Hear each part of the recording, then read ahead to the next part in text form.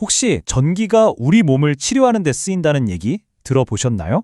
오늘은 바로 그 핵심 원리, 의료용 전기 물리에 대해서 아주 쉽고 명쾌하게 한번 파헤쳐 보겠습니다. 자, 그럼 본격적으로 시작해 볼까요?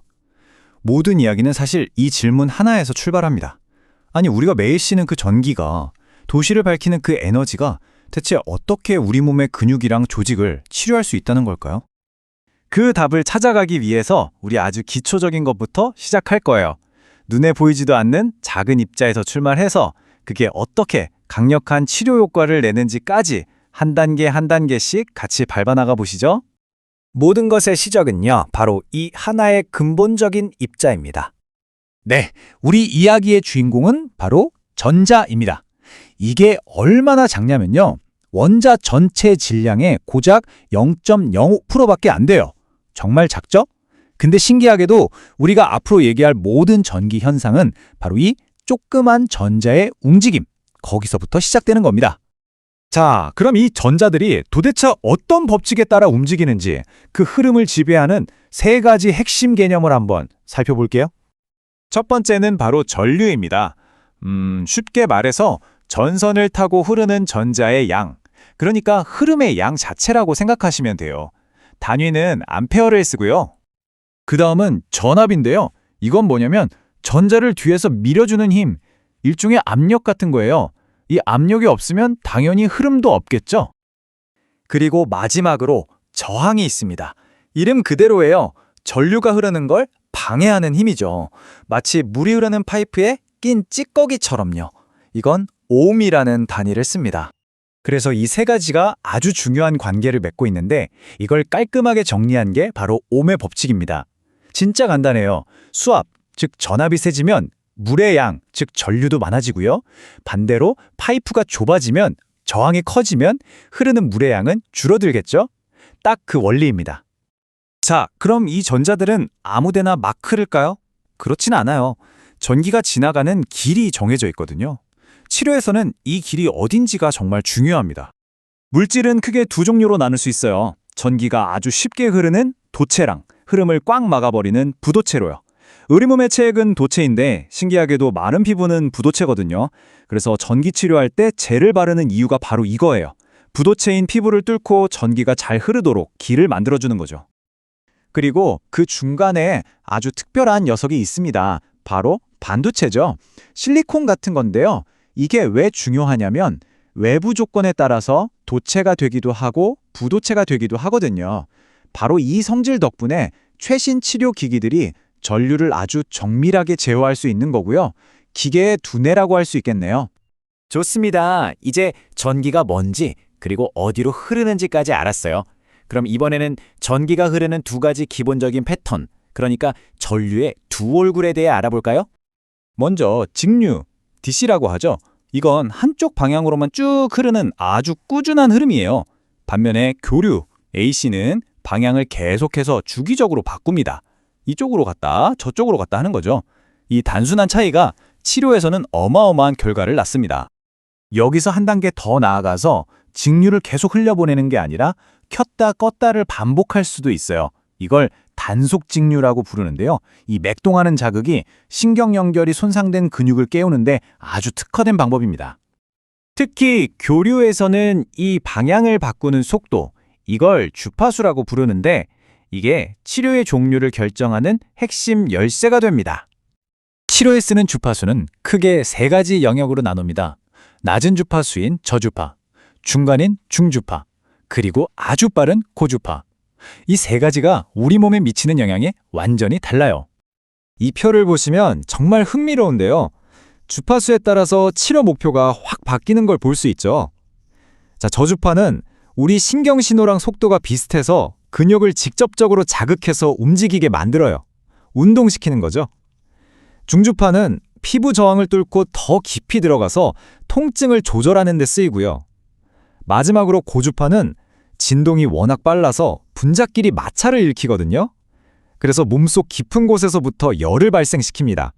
자, 그럼 이 모든 물리적인 원리들을 다 배웠는데 그래서 결론적으로 전기가 우리 몸에 들어가서 뭘 하냐? 이걸 딱 세 가지 효과로 정리할 수 있습니다. 첫 번째는 화학적 효과. 이건 직류에만 해당되는데요. 이온의 성질을 이용해서 피부를 통해 약물을 쏙 집어넣는 거예요. 두 번째는 운동 효과. 저주파로 근육을 수축시키는 우리가 흔히 생각하는 그 전기 자극이죠. 그리고 세 번째는 열 효과. 고주파를 이용해서 몸속 깊은 곳을 따뜻하게 데워주는 겁니다. 정말 이 말이 핵심을 꿰뚫는 것 같아요. 올바른 주파수를 올바른 방식으로 적용하면 우리 몸을 손상된 상태에서 치유되는 상태로 바꿀 수 있다. 결국 전기 치료라는 게 그냥 전기를 찌릿하게 쏘는 게 아니라 아주 정밀하게 계산된 과학이라는 거죠. 자, 오늘 이렇게 기본적인 구성 요소들을 다 살펴봤는데요. 그럼 마지막으로 이런 질문을 던져볼 수 있겠죠? 최적의 치료 효과를 내기 위해서 이 다양하고 복잡한 전류들을 어떻게 조합하고 응용할 수 있을까? 네, 오늘 배운 이 전기의 기본 원리는 단순히 지식으로 끝나는 게 아닙니다. 수많은 현대 의료 치료의 가능성을 여는 첫걸음이자 가장 중요한 열쇠인 셈이죠. 진짜 실력은 바로 이 요소들을 어떻게 조합해서 최고의 효과를 만들어내느냐에 달려있다고 할 수 있겠습니다. 우리 몸에 전기를 쓴다. 이게 대체 무슨 의미일까요? 오늘 이 시간에는 의료용 전기 생리의 핵심 원리들을 한번 제대로 파헤쳐보겠습니다. 전기 치료 하면 혹시 찌릿하는 그 위험한 감전사고부터 떠오르시나요? 근데요, 의료용 전기는 완전히 다릅니다. 그럼 도대체 뭐가 이 둘을 가르는 걸까요? 그 결정적인 차이, 사실 딱 한 단어로 요약됩니다. 네, 바로 제어입니다. 사고로 인한 감전은 말 그대로 통제불능이지만 전기 치료는 처음부터 끝까지 치유를 위해 정밀하게 제어되는 힘이죠. 그리고 그 제어는요, 전류가 우리 몸의 첫 번째 관문을 통과하는 그 순간부터 시작됩니다. 그 관문은 바로 우리 몸의 가장 강력한 자연 방어막 피부입니다. 자, 그럼 이 관문을 어떻게 통과시켜야 할까요? 우리 피부는요, 기본적으로 아주 훌륭한 절연체예요. 그러니까 전기가 통하는 걸 막는 전기 저항이 엄청나게 높다는 뜻이죠. 바로 이게 전기 치료가 마주하는 첫 번째 과제라고 할 수 있습니다. 그래서 치료사들은 전류가 안전하게 잘 흐를 수 있도록 일종의 길을 만들어주는 작업을 먼저 합니다. 피부를 깨끗하게 해서 방해물을 없애고요. 온기를 더해서 저항을 좀 낮춰주죠. 그리고 나서 전도성 젤로 완벽한 접점을 만들고 마지막으로 치료 목표에 딱 맞는 전극을 신중하게 고릅니다. 이 모든 세심한 과정 하나하나가 바로 안전한 치료의 시작인 셈이죠. 자, 이렇게 피부라는 관문을 무사히 통과한 전류는 이제 최종 목적지를 향해 갑니다. 과연 그곳에서 어떤 메시지를 전달하게 될까요? 전기 치료의 최종 타겟, 그게 바로 이 세포막입니다. 세포의 문지기라고 생각하시면 쉬워요. 이 문지기한테 정확한 전기 신호를 보내서 세포의 활동을 우리가 원하는 방향으로 조절하는 것.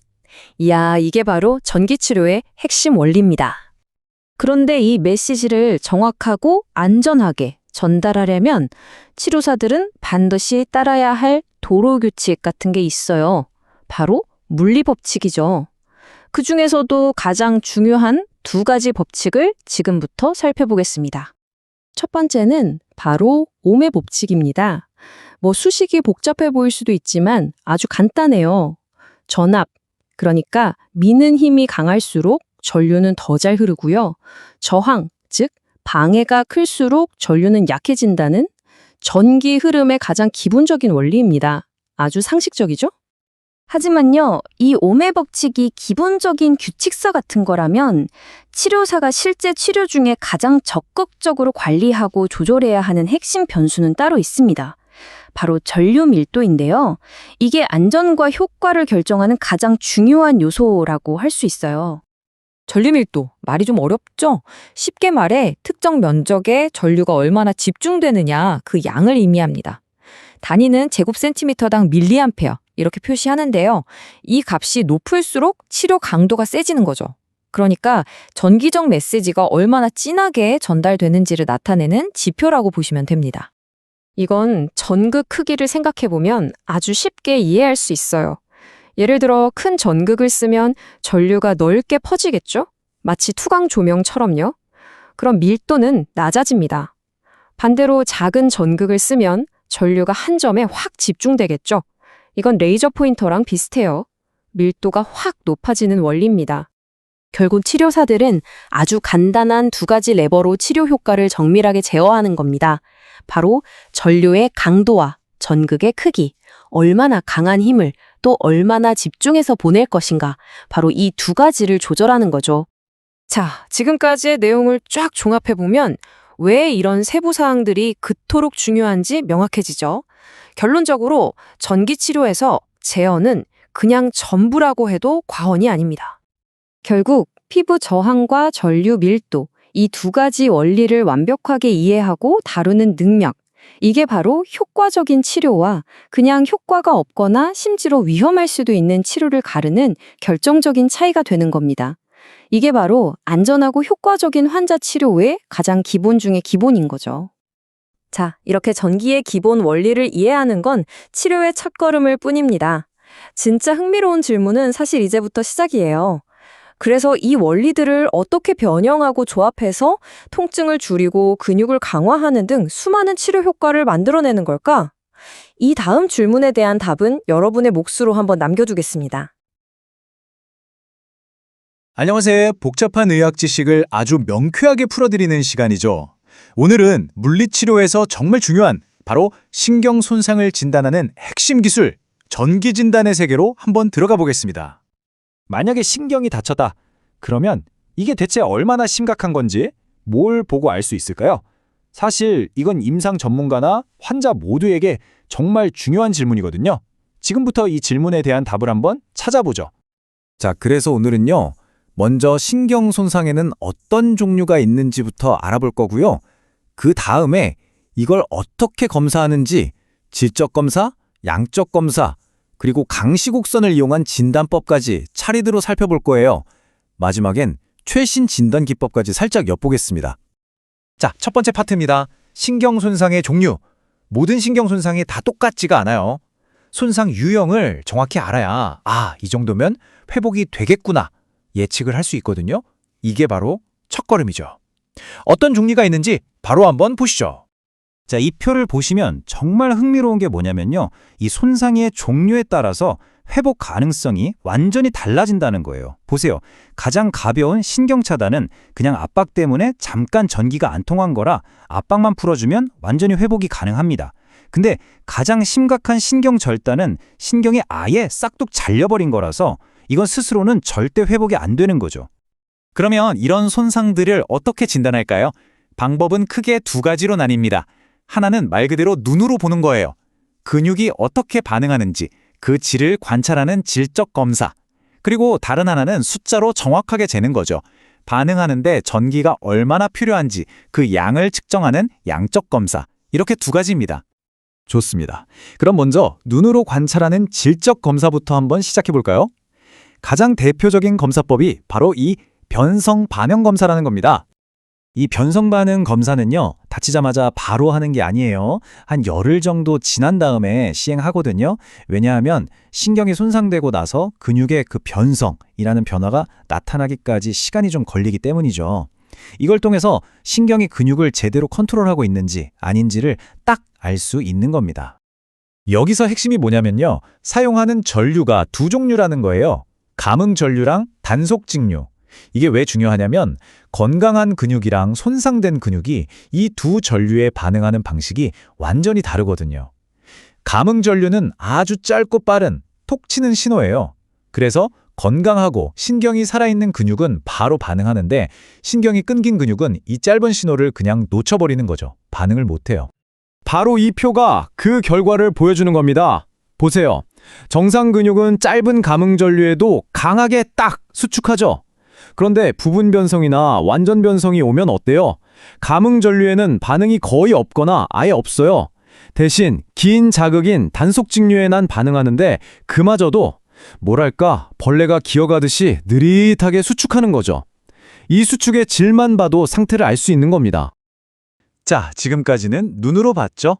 이제는 숫자로 정확하게 측정하는 양적 검사로 넘어가 보겠습니다. 여기서 정말 중요한 두 가지 개념이 나오는데 바로 기전류와 CS치입니다. 이건 꼭 기억해 두셔야 해요. 먼저 기전류, 영어로는 리오베이스라고 하는데요. 이게 뭐냐면 근육이 최소한으로 움찔하고 반응하게 만드는 데 필요한 전기의 최소 강도예요. 그러니까 말 그대로 반응을 이끌어내는 가장 기본적인 문턱값이라고 생각하시면 딱 맞습니다. 그럼 C치, 크로낙시는 뭘까요? 기전류가 최소한의 힘이었다면 C치는 시간에 대한 개념이에요. 더 구체적으로는 반응 속도죠. 방금 구한 기전류에 딱 2배 강도로 자극을 줬을 때 근육이 반응하는 데 걸리는 최소 시간을 재는 겁니다. 이걸로 조직이 얼마나 예민하게 반응하는지를 알 수 있어요. 그래서 건강한 근육은 이 C치가 얼마나 될까요? 바로 1밀리초, 즉 1000분의 1초보다도 짧습니다. 눈 깜빡할 사이보다도 훨씬 빠른 거죠. 그만큼 반응 속도가 엄청나게 빠르다는 뜻입니다. 그렇기 때문에 만약 이 C치 값이 확 늘어났다? 이건 신경이 근육과의 연결을 잃어버렸다는 아주 강력한 신호가 되는 겁니다. 심하게 손상되면요, 정상보다 50배, 심지어 100배까지도 이 시간이 길어질 수 있어요. 자, 방금 본 기전류와 C치는 각각 하나의 점 같은 값이었죠. 이제 이 점들을 쫙 이어서 전체적인 그림, 즉 그래프로 보여주는 강시곡선에 대해 알아볼 차례입니다. 강희시곡선, 이름 그대로 자극의 강도와 통전 시간의 관계를 보여주는 곡선인데요. 이걸 보면 근육의 건강 상태와 흥분성을 한눈에 파악할 수 있는 말 그대로 전기적 지도를 얻게 되는 겁니다. 이 당시곡선을 읽는 법은 아주 간단합니다. 핵심은 곡선의 위치와 모양이에요. 정상 근육은 아주 작은 자극에도 잘 반응하니까 그래프가 왼쪽 아래에 그려져요. 그런데 탈신경이 진행될수록 점점 더 강하고 긴 자극이 필요해지겠죠? 그러니까 곡선이 점점 오른쪽 그리고 위쪽으로 쭉 밀려나는 겁니다. 부분 탈신경일 땐 중간에 턱이 생기기도 하고요. 그래서 이 그래프가 어디에 있느냐만 봐도 아, 상태가 이렇구나 하고 한눈에 파악이 되는 거죠. 자, 이제 마지막입니다. 지금까지 본 검사들보다 훨씬 더 상세한 정보를 주는 최신 진단 기법 2가지를 간단하게 짚고 넘어가겠습니다. 바로 신경 전도 속도 검사와 근전도 검사입니다. 신경을 따라서 전기 신호가 얼마나 빨리 가는지 그 속도를 잴 수 있을까요? 네, 당연히 가능합니다. 그리고 이건 아주 강력한 진단 도구가 되죠. 이게 바로 신경 전도 속도, NCV 검사인데요. 말 그대로 신경이라는 전선을 따라 전기 신호가 얼마나 빨리 전달되는지 그 속도를 재는 거예요. 만약 중간에 신경이 눌리거나 손상되면 속도가 확 느려지겠죠?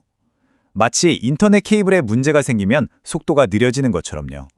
그걸로 손상 부위와 정도를 찾는 겁니다. 다음은 근전도, EMG입니다. 이건 신경의 속도를 재는 게 아니라 근육 자체에서 나오는 전기 신호를 직접 듣는 검사라고 생각하시면 돼요. 근육이 쉴 때, 그리고 힘을 줄 때 각각 어떤 전기적 소리를 내는지 들어보는 거죠. 원래 건강한 근육은요, 가만히 쉴 때는 아무런 전기 신호가 없어야 정상이에요. 아주 조용해야 하죠.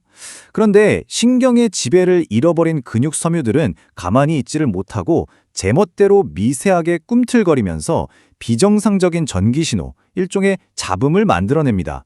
여기 보이는 세동전이나 양성예파 같은 것들이 바로 그 증거들이죠. 이걸 포착해서 문제를 진단하는 거예요. 결국 이 모든 검사들의 핵심은 하나입니다. 전기 진단이라는 건 눈에 보이지 않는 신경계의 손상을 눈에 보이는 측정 가능한 데이터로 바꿔주는 아주 강력한 도구라는 거죠. 이걸 통해서 아, 여기가 문제구나, 이 정도로 심각하구나를 정확히 알게 되고 그래야 난 가장 효과적인 치료 계획을 세울 수 있는 겁니다. 이렇게 정밀하게 진단하는 건 물론 첫걸음일 뿐입니다. 하지만 한번 생각해 보세요. 이렇게 얻은 전기적인 데이터를 가지고 단순히 회복을 예측하는 걸 넘어서서 이걸로 미래의 치료법을 아예 새롭게 만들어갈 수는 없을까요? 예를 들면 개인별 맞춤 재활 프로그램을 짠다거나 더 나아가서는 생각만으로 움직이는 로봇 의술을 더 정교하게 만드는 데 활용할 수도 있겠죠. 전기 진단은 바로 그 무한한 가능성의 문을 열어주고 있는 겁니다. 자, 오늘은 물리치료학 중에서도 직류, 전류, 전기 치료에 대해 한번 알아볼 건데요. 이게 좀 복잡해 보일 수 있지만 오늘 이 슬라이드들을 보면서 최대한 쉽고 명확하게 한번 파헤쳐 보겠습니다. 본격적으로 시작하기 전에 정말 흥미로운 질문 하나 던져볼게요. 과연 전기만으로, 그러니까 주사바늘 없이요, 약물을 피부 안으로 쏙 집어넣는 게 가능할까요? 어떻게 생각하세요? 그 답을 찾으려면요, 우리가 먼저 알아야 할 게 있어요. 바로 전류에는 두 가지 종류가 있다는 건데요. 하나는 직류, DC라고 하죠. 다른 하나는 교류, AC입니다. 근데 오늘 이야기의 주인공은 딱 한 방향으로만 곧게 흘러가는 바로 이 직류입니다. 그럼 이 직류가 다른 전류랑 뭐가 그렇게 다르냐? 결정적인 차이점이 딱 하나 있습니다.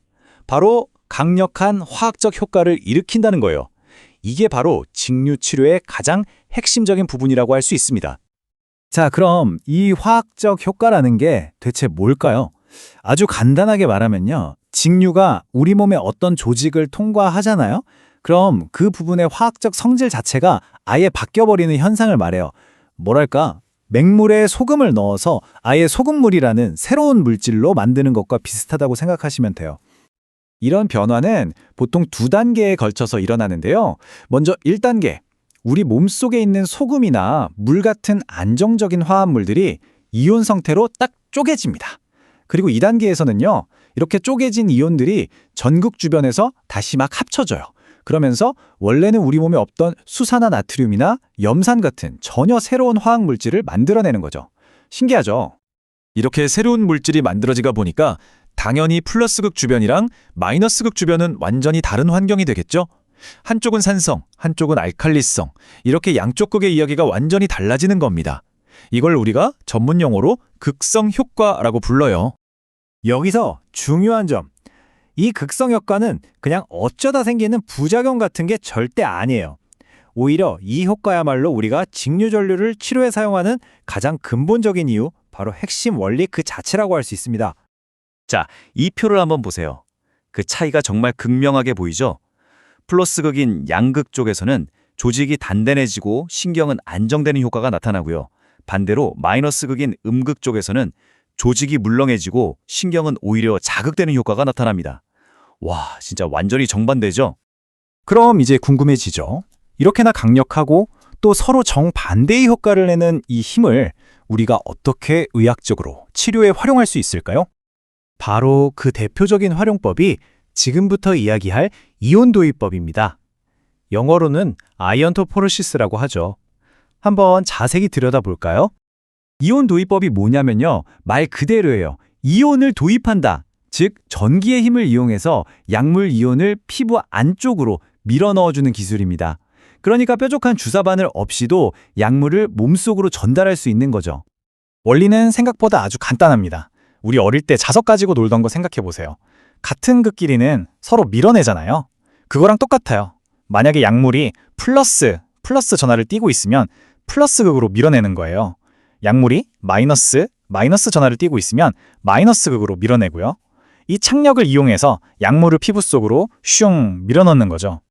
자, 그럼 이론은 알겠는데 실제로 이 기술이 임상에서, 그러니까 병원에서 어떻게 쓰이고 있는지 구체적인 사례들을 좀 살펴볼게요.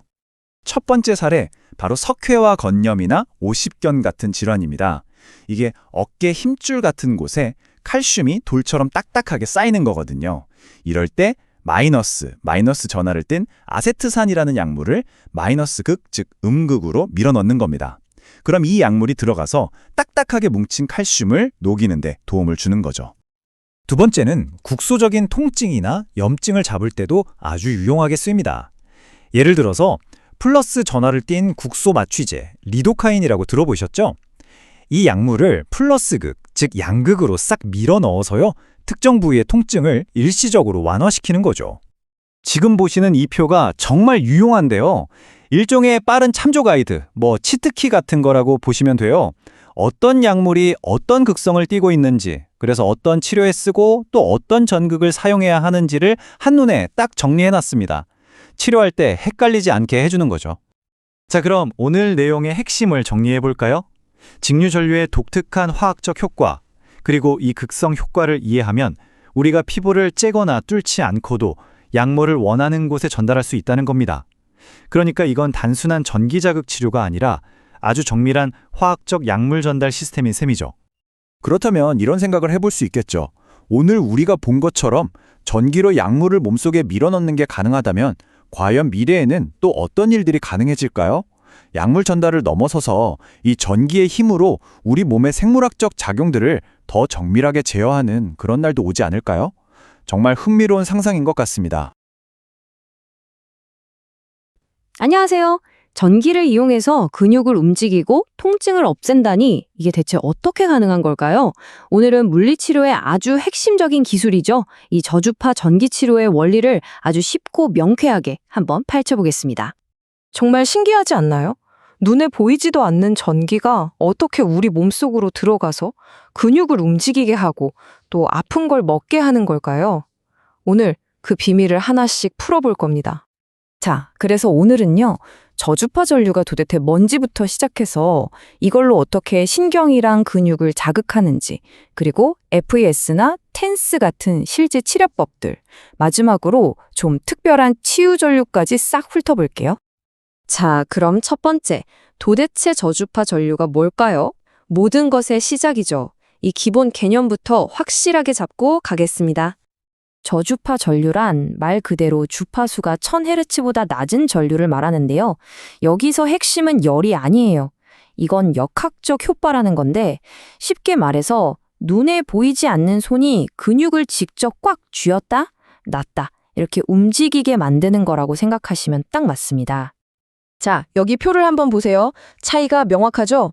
맨 위에 있는 우리 저주파는 근육을 움직이는 역학적 효과에 집중하고요. 저 아래 고주파는 뜨끈한 열 효과에 집중해요. 그러니까 주파수 하나만 달라져도 치료의 목표 자체가 완전히 달라지는 거죠. 좋아요. 그럼 이 저주파를 어떻게 쓸까요?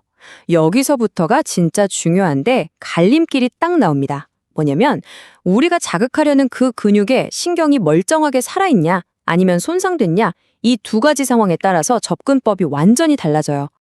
바로 이겁니다. 신경이 살아있는 근육은요, 아주 짧은 전기 신호만 톡 줘도 아! 하고 바로 반응해요. 그런데 신경이 망가진 근육은 신호를 전달해줄 통로가 없으니까 근육 자체에다 대고 더 길게 직접적으로 신호를 줘야 겨우 꿈틀하는 거죠. 목표도 당연히 다르겠죠. 한쪽은 근육을 다시 훈련시키는 거고 다른 쪽은 근육이 사라지는 걸 막는 게 목표가 됩니다. 그래서 신경이 멀쩡한 근육에는 감응 전류라는 걸 씁니다. 우리가 패러데이 전류라고도 부르는데요. 아주 짧은 삼각형 모양의 파동을 1초에 50번 정도 쏴주면 근육이 아주 힘차게 수축하거든요. 근육 운동을 다시 가르칠 때 아주 제격이죠. 반대로 신경이 다친 근육에는 단속직류라는 다른 카드를 꺼내둡니다. 이건 스위치를 껐다 켰다 하는 것처럼 전류를 길게 흘려보내서 근섬유를 직접 깨우는 방식이에요. 말하자면 나중에 신경이 회복될 때까지 근육이 완전히 사라지지 않도록 버팀목이 되어주는 그런 역할이죠. 자, 지금까지는 근육을 그냥 수축시키는 거였다면 이제부터는 이걸로 진짜 움직임을 만들어내는 마법 같은 기술을 보여드릴게요. 바로 기능적 전기 자극, FES입니다. FES는요, 단순히 근육을 찌릿하게 하는 게 아니에요. 마비된 근육에 컴퓨터로 프로그래밍한 것처럼 아주 정교한 전기 신호를 순서대로 보내는 거예요. 그래서 걷거나 컵을 잡는 것처럼 정말 의미 있는 동작을 만들어낼 수 있는 거죠. 정말 대단하지 않나요? 상상해보세요. 뇌졸중 때문에 발을 질질 끌던 분이 다시 발목을 들어 올려서 걷게 되고 척수 손상으로 꼼짝도 못하던 손가락을 움직여서 물건을 잡게 되는 거예요. FS는 말 그대로 누군가의 삶을, 일상을 바꿔놓는 기술입니다. 자, 근육을 움직여봤으니 이제는 뭘 해야 할까요? 네, 바로 통증을 잡아야죠. 저도파 치료의 또 다른 한 축, 바로 경피신경 전기 자극, 텐스에 대해 알아볼 시간입니다. 텐스, 아마 한 번쯤은 들어보셨을 거예요. 물리치료 받으러 가면 붙여주는 그거요. 이름 그대로 피부를 통해서 신경의 전기 자극을 보내서 통증을 줄여주는 건데요. 약이나 주사 없이도 통증을 관리할 수 있다는 게 정말 큰 장점이죠. 이 텐스의 원리가 정말 재밌어요. 관문 조절설이라는 건데 비유하자면 뇌로 가는 문이 딱 하나 있는 거예요. 통증 신호는 되게 느린 오토바이를 타고 가고 TNS가 보내는 감각 신호는 엄청 빠른 스포츠카를 타고 가요. 둘이 동시에 출발하면 누가 먼저 문에 도착할까요? 그렇죠. 스포츠카가 먼저 도착해서 문을 쾅 닫아버리는 거예요. 그럼 뒤늦게 도착한 통증 신호는 문이 닫혀서 뇌로 들어가지도 못하고 그냥 밖에서 발만 동동 구르는 거죠. 이게 TNS의 원리입니다. 기가 막히죠? 자, 이제 마지막 주자입니다. 이번은 좀 특별해요. 치유, 즉 상처를 낫게 하는 데 특화된 전류거든요. 이름하여 고전압 맥동전류 HVPC입니다. 이름부터가 뭔가 포스가 느껴지지 않나요? HVPC가 특별한 이유는 이 독특한 파형 때문이에요. 뾰족한 봉우리가 2개, 이렇게 쌍으로 나타나는 짝정 전파 모양을 하고 있거든요.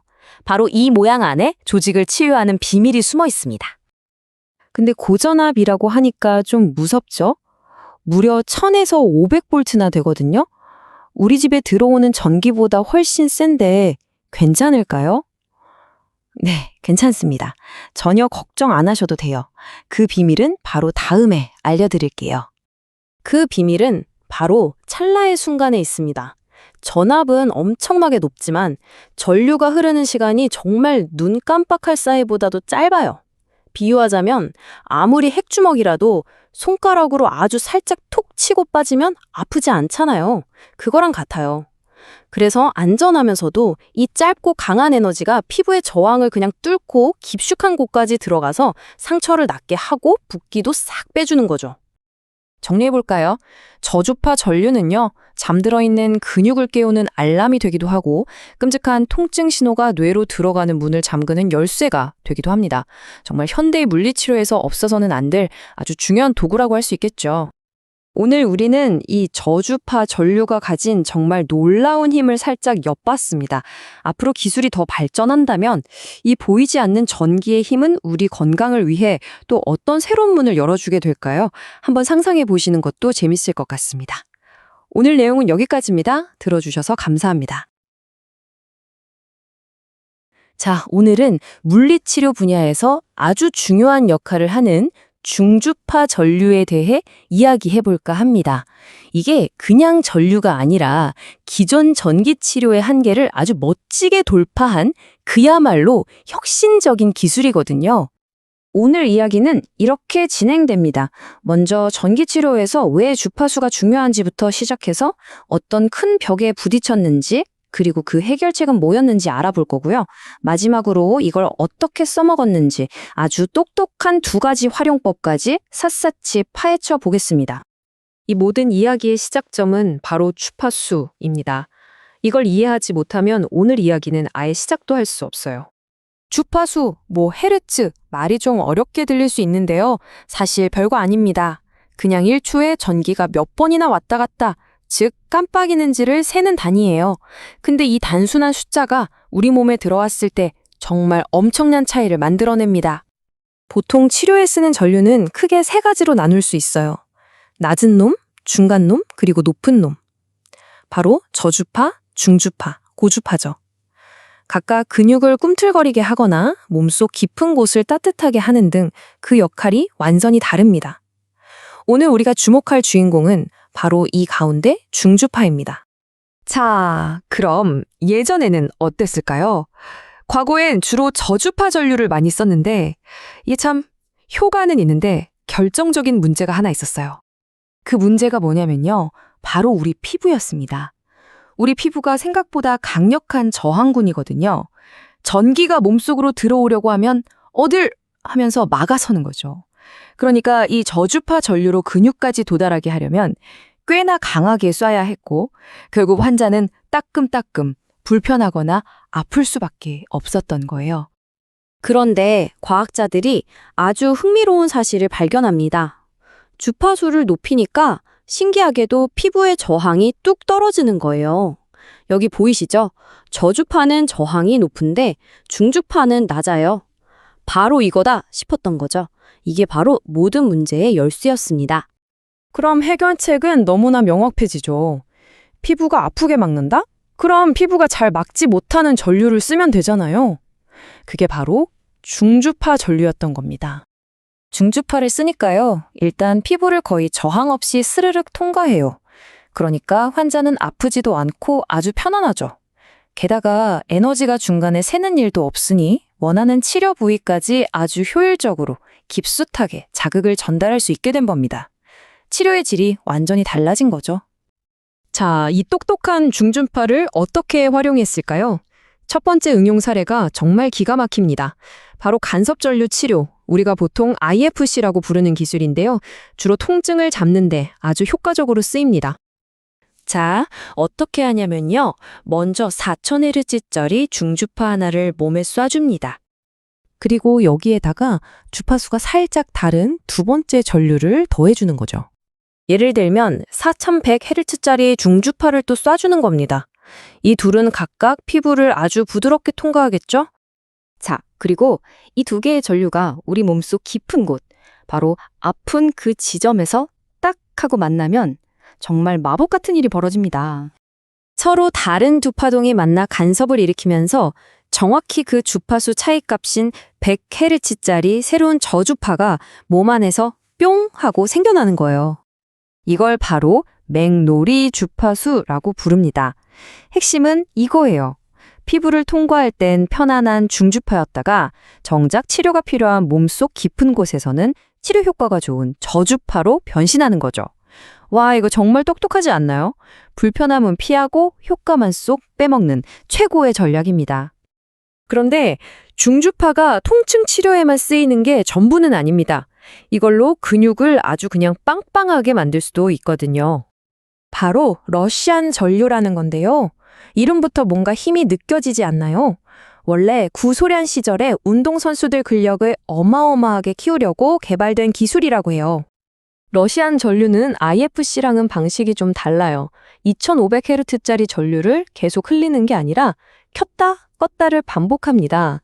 줬다 뺐다 하는 거죠. 이렇게 단속적으로 강하게 자극을 주면 근육이 아주 강력하게 수축하거든요. 마치 고강도 웨이트 트레이닝을 하는 것과 같은 효과를 내는 겁니다. 자, 그럼 지금까지 본 두 가지 치료법, 간섭전류 치료랑 러시안 전류 한번 해놓고 비교해 놓을까요?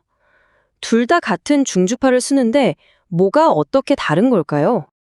이 표를 보시면 딱 감이 오죠. IFC는 두 개의 주파수를 섞어서 통증을 잡는 게 목적이고 주로 감각신경을 건드려요. 반면에 러시안 전류는 하나의 주파수를 끊어서 쏴주면서 근력을 키우는 게 목적이죠. 이건 운동신경을 자극하는 거고요. 똑같은 중주파라는 재료를 가지고 주파수와 요리법만 살짝 바꿨을 뿐인데 통증 치료와 근력 강화라는 전혀 다른 요리가 탄생한 셈입니다. 오늘 이야기에서 여러분이 꼭 가져가셨으면 하는 건 이겁니다. 중주파 전류라는 게 단순히 주파수가 높은 전류가 아니라 피부 저항이라는 큰 산을 넘기기 위한 아주 기발한 아이디어였다는 것. 그리고 그 아이디어 덕분에 통증 조절과 근력 강화라는 두 마리 토끼를 모두 잡을 수 있었다는 혁신적인 사실 말이죠. 이런 걸 보면 이런 생각도 들어요. 과연 이런 전기 자극 기술이 인간의 신체 능력을 어디까지 끌어올릴 수 있을까요? 단순히 치료를 넘어서 어쩌면 인간의 잠재력을 폭발시키는 새로운 열쇠가 될 수도 있지 않을까요? 안녕하세요. 물리치료에서 말이죠. 우리 몸 깊숙한 곳에 있는 통증을 잡으려고 고주파 전류를 쓰거든요. 오늘은 이게 대체 어떤 원리로 작동하는 건지 아주 자세하게 한번 파헤쳐 보겠습니다. 지긋지긋한 어깨 통증, 허리 통증 다들 한 번쯤 겪어보셨을 텐데요. 이런 통증이 사실은 피부 바로 밑이 아니라 저기 깊숙한 근육이나 관절에서 시작되는 경우가 대부분이잖아요. 그럼 여기서 질문이 생기죠. 칼 대지 않고 수술 없이 어떻게 이 깊은 곳까지 치료할 수 있을까? 바로 이 질문이 오늘 우리가 이야기할 고주파 치료의 시작점이라고 할 수 있습니다. 자, 오늘 우리가 함께 따라가 볼 길입니다. 먼저 전기 치료의 기본부터 가볍게 짚어보고요. 그 다음에 오늘의 주인공이죠. 고주파가 어떻게 깊은 조직을 뜨끈하게 만드는지 알아볼 거예요. 그리고 단파, 극초단파, 심부투열이라는 대표 선수들도 만나보고요. 마지막엔 좀 특별하게 전기가 아닌 소리를 이용하는 초음파 치료까지 싹 훑어본 다음에 중요한 것만 딱딱 정리하고 마무리하겠습니다. 좋습니다. 그럼 본격적으로 시작해볼까요? 우선 전기 치료라는 게 뭔지 큰 그림부터 한번 그려보고 가시죠. 병원에서 쓰는 전류는요, 주파수에 따라서 크게 세 가지로 나눌 수 있어요. 낮은 주파수, 저주파는 근육을 움찔움찔하게 직접 수축시키는 데 쓰이고요. 중간 주파수, 중주파는 통증을 조절하는 데 주로 사용됩니다. 자, 그리고 오늘 우리가 집중해서 볼 게 바로 이 고주파인데요. 10만 헤르츠가 넘어가는 이 녀석은 딱 한 가지에 특화되어 있어요. 바로 열을 만들어서 몸속 깊은 곳을 치료하는 거죠. 네, 그럼 이제 고주파 전류가 대체 어떻게 우리 몸 짚은 곳을 데울 수 있는지 그 핵심 원리를 한번 파고들어 가보겠습니다. 초당 10만 번 이상이요? 와, 상상도 안 가는 속도죠. 바로 이 엄청나게 빠른 진동이 핵심입니다. 저주파처럼 신경이나 근육이 하고 반응해서 수축할 틈조차 주지 않는 거예요. 대신에 이 엄청난 진동 에너지가 우리 몸 조직의 저항에 딱 부딪히면서 뭘로 바뀔까요? 네, 바로 열 에너지로 전환되는 겁니다. 그래서 고주파 치료의 목표는 아주 명확해요. 바로 심부투열. 이름 그대로 깊은 곳까지 열을 뚫고 들어가게 하는 거죠. 우리가 흔히 쓰는 핫팩 있잖아요. 그건 피부 겉만 따뜻하게 해주지만 이건 차원이 다릅니다. 관절이나 인대, 저 깊숙한 근육처럼 손이 닿지 않는 곳까지 직접 열을 배달해주는 기술인 셈이죠. 이 열이 그냥 막 생기는 게 아니고요. 줄의 법칙이 되는 과학적 원리를 따릅니다. 복잡하게 생각할 거 없고요. 아주 간단해요. 전류가 세지고 조직의 저항이 크고 치료 시간이 길어질수록 열이 더 많이 발생한다 이겁니다. 바로 이 법칙을 아주 정밀하게 컨트롤해서 딱 원하는 부위에 원하는 만큼만 안전하게 열을 전달하는 게 고주파 치료 기술의 핵심인 거죠. 자, 그럼 이론은 이쯤 하고 실제 병원에서 사용하는 대표적인 고주파 장비 두 가지를 만나보겠습니다. 바로 단파와 극초단파입니다. 첫 번째 주자는 단파 심부티열입니다. 이 친구는 27.12MHz라는 딱 정해진 주파수를 쓰는데요. 가장 큰 장점이 뭐냐면요. 전기 에너지로 열을 내는 방식 중에서는 침투력이 짱이라는 겁니다. 최대 5cm까지 깊숙이 열을 보낼 수 있어요. 자, 다음은 극초단파 심부투열입니다. 이름에서 느낌이 오죠? 극초단파. 단파보다 훨씬 높은 거의 2456MHz라는 어마어마한 주파수를 씁니다. 주파수가 높아지니까 침투 깊이는 좀 얕아져요. 하지만 대신에 물기가 많은 근육 조직의 열을 아주 효과적으로 확 집중시킬 수 있다는 장점이 있습니다. 자, 여기 표를 보시면 두 방식의 차이가 한눈에 들어오죠? 정리해 볼게요. 단파는 주파수가 낮아서 더 깊이 들어가요. 그래서 넓은 부위나 깊은 관절을 치료할 때 좋고요. 반면에 극초단파는 침투는 좀 얕지만 특정 근육 부위를 타겟으로 해서 집중적으로 열을 쏘는데 아주 탁월합니다. 그러니까 치료할 부위나 목적에 따라서 이렇게 다른 도구를 골라 쓰는 거죠. 자, 지금까지는 전기, 정확히는 전자기파를 이용한 치료들을 봤어요. 근데 이제부터는 완전히 다른 길로 가볼 겁니다. 바로 소리를 이용한 치료법이에요. 네? 소리요? 맞습니다. 초음파 치료가 보통 고주파 치료랑 같이 묶여서 이야기되곤 하는데 사실 이건 전기가 아니에요. 정체는 바로 우리 귀에는 들리지 않는 아주 높은 주파수의 음파, 그러니까 기계적인 진동 에너지라는 거죠. 좀 놀랍죠? 이 특별한 소리는 역압전 효과라는 아주 독특한 원리로 만들어져요. 치료기 헤드 안에 특수한 크리스탈 같은 게 들어있거든요. 여기에 전기를 찌릿하고 흘려주면 이 크리스탈이 갑자기 부르르 떨면서 수축과 팽창을 엄청나게 빨리 반복해요. 바로 이 떨림이 음파가 돼서 나오는 겁니다. 한마디로 전기 에너지를 기계적인 소리 에너지로 변환시키는 마법 같은 과정이죠. 초음파 치료에서는 보통 1MHz랑 3MHz 이 두 가지 주파수를 주로 써요. 여기서 정말 재미있는 사실이 하나 있는데요. 보통 주파수가 높으면 더 셀 것 같잖아요. 근데 초음파는 반대예요. 주파수가 낮은 1MHz가 에너지가 덜 흡수되면서 더 깊이 쑥 들어가고요. 주파수가 높은 3MHz는 피부 가까이에서 에너지가 많이 흡수돼서 침투는 얕아집니다. 그래서 엉덩이 근육처럼 깊은 곳은 1MHz, 손가락 힘줄처럼 얕은 곳은 3MHz를 쓰는 이유가 바로 여기에 있는 겁니다. 그리고 이거 정말 중요한 실전 꿀팁입니다. 초음파는 소리잖아요. 소리는 공기를 만나면 힘이 쭉 빠져서 사방으로 흩어져 버려요. 그래서 치료 효과를 제대로 보려면 치료기 헤드랑 우리 피부 사이에 있는 공기층을 없애줘야 합니다. 바로 그래서 투명한 젤을 듬뿍 바르는 거예요. 이 젤이 에너지 고속도로 역할을 해주는 거죠. 젤 없이는 효과가 거의 없다고 보시면 돼요. 자, 이제 거의 다 왔습니다. 지금까지 우리가 살펴본 내용들 머릿속에 잘 정리될 수 있도록 핵심만 다시 한번 짚어볼게요.